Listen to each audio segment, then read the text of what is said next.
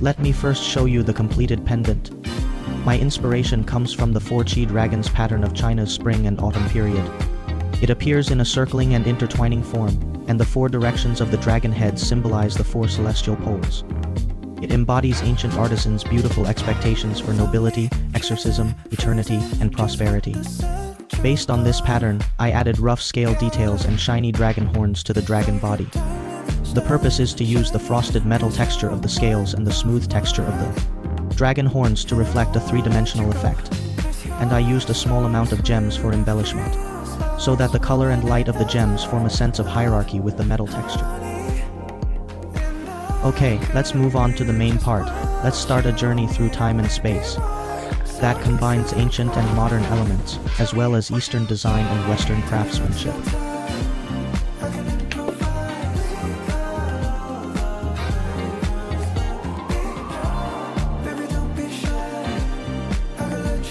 First, we need to check the main stone.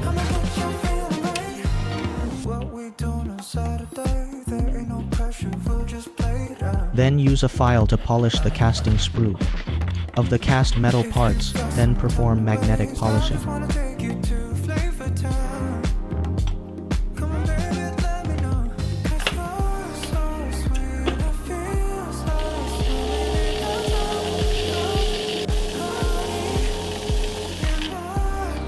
After polishing is completed, clean the parts and carefully inspect them. Next comes the welding stage.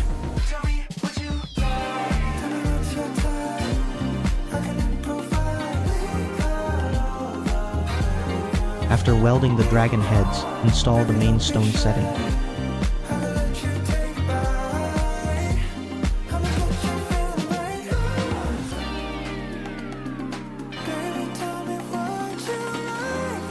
Apply flux, and use solder with a lower melting point than the dragon head part for welding.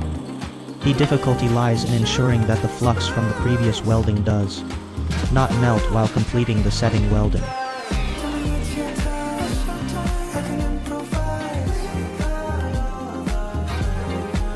Return to the metalworking table.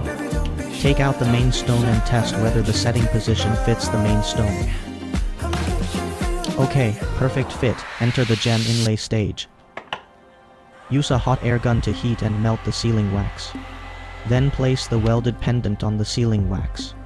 The purpose of using the sealing wax is to prevent metal displacement from adversely affecting the gem inlay. And it can also support the metal parts to avoid metal deformation.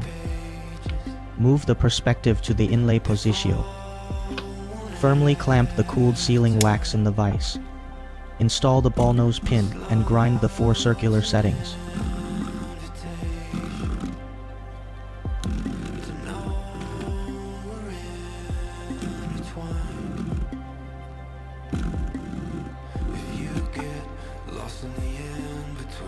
Use pliers to open the claws and insert the gems, then adjust the flatness of the gems.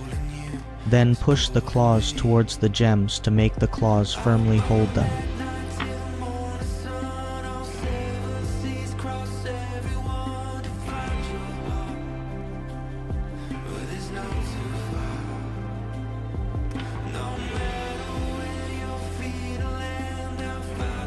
At this time, I found that the pliers are not very practical.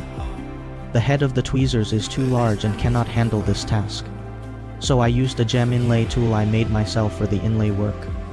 This is a push-pull tool made of brass with a hook-shaped head. The hook position can be inserted into the gap to pull the claws, fixing the gems towards the center of the stone, and the front end can push the claws towards the gems. Since it is made of brass, it can also protect the claw part from metal scratches.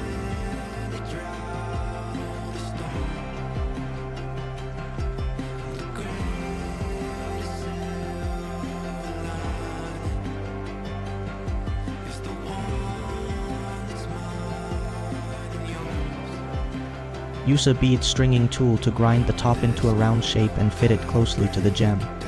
The 4 circular gems are now inlaid. Next, grind the setting part of the teardrop-shaped gem. First, use a ball drill to grind away the excess metal outward. Then use a smaller ball needle to drill out the tip position of the teardrop gem. If this step is not done, the gem will have a risk of cracking when the metal is struck later. Put down the gem and test whether the surroundings of the setting position fit and whether the height of the gem is too high. If any position does not meet the standard, we need to continue carefully grinding the setting part. This process is very time-consuming. Then use an electric hammer to strike the metal to fit closely to the gem.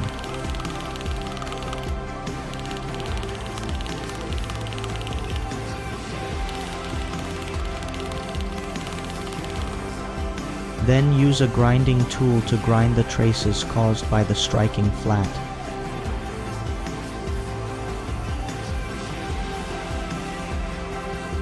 Finally, use a graver to clean up the protruding metal on the surface of the gem and carve out smooth curves, then polish to complete.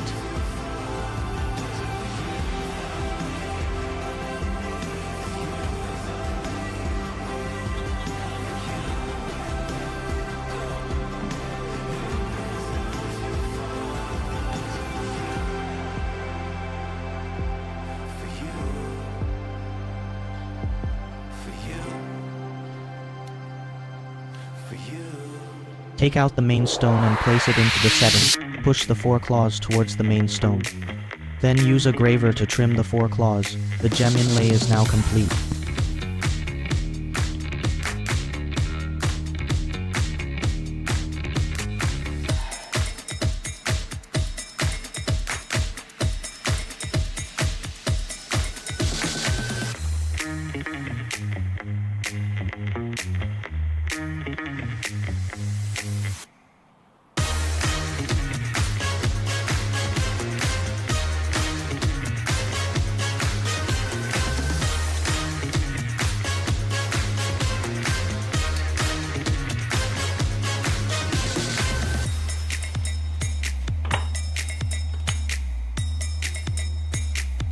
Reheat the sealing wax, remove the completed pendant, perform 3 rounds of fine grinding and polishing. Then perform wax removal and degreasing work, and finally complete 24,000 pure gold electroplating.